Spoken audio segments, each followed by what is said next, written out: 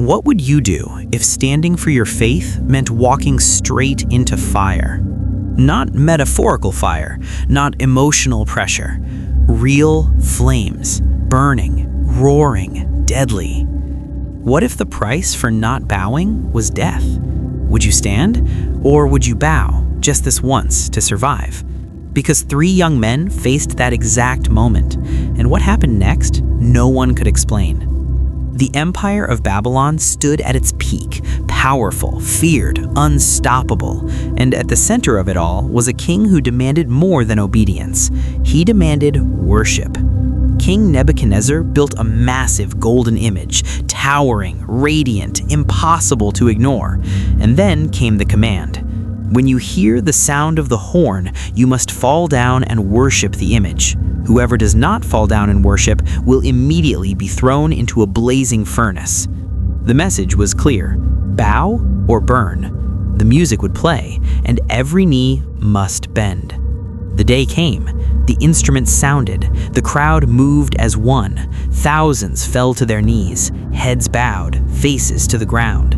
But in the middle of a sea of submission, 3 men remained standing: Shadrach, Meshach, Abednego. They didn't move.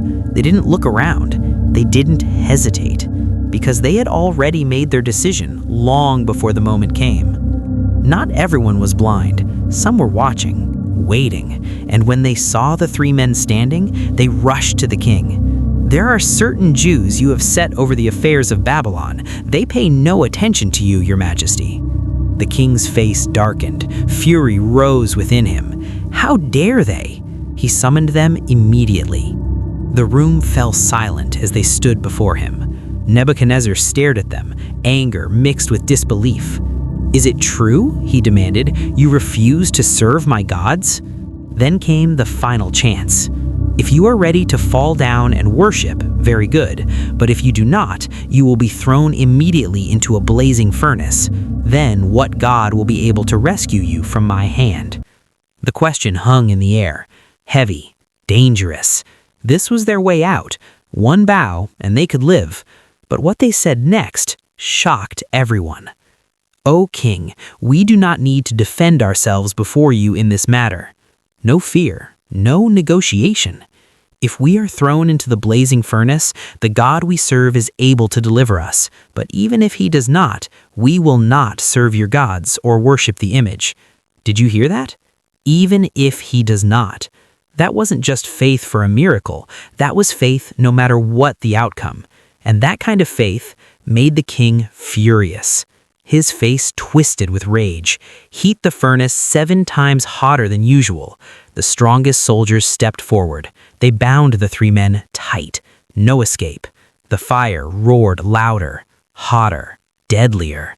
It was so intense that the flames killed the soldiers who came near it. And then the moment came. 3 men, bound, helpless, thrown into fire. This should have been the end, but it wasn't. The king stood, watching, waiting, expecting screams, but something felt wrong. He leaned forward, eyes narrowing. "Did we not throw 3 men into the fire?" "Yes, your majesty." "But look," his voice shook. "I see 4 men walking around in the fire, unbound and unharmed, and the 4th looks like the son of the gods." "Wait, what? 4? Inside the fire, the ropes were gone. The flames had no power, and the 3 men were not just alive, they were walking freely, and with them was another, not burned, not touched, but glowing, radiant, powerful. The fire that was meant to destroy them had become the place where God revealed himself. The king rushed forward, his voice no longer proud, but shaken. "Shadrach, Meshach, Abednego, servants of the Most High God, come out." The crowd watched in disbelief as they stepped out one by one, alive, whole, untouched. People gathered around them, looking closely, searching for any sign of damage, but there was none. The fire had not harmed their bodies, nor was a hair of their heads singed. Their robes were not scorched, and there was no smell of fire on them. Think about that. They were in the fire, but the fire was never in them. something broke inside the king, not in anger, but in realization. Praise be to the God of Shadrach, Meshach, and Abednego, who has sent his angel and rescued his servants. The same king who demanded worship now acknowledged a higher power, and the men who were supposed to die were promoted, honored, lifted. But here's the truth. The miracle didn't start in the fire. It started with a decision to stand when everyone else bowed, a decision to trust even if the outcome wasn't guaranteed. Because real faith isn't "God will save me." Real faith is "even if he doesn't, I will still stand." And sometimes God won't take you out of the fire immediately. Sometimes he steps into it with you so the world can see that you are not alone. If this story touched you, if it strengthened your faith, type "faith over fear" in the comments. Like this video and subscribe for more powerful, life-changing stories. Because your fire, your struggle, your pressure might not be there to destroy you. It might be there to reveal the presence of God in your life. Remember, when your faith is tested by fire, you're not alone in the flames. And sometimes the fire is where the miracle begins.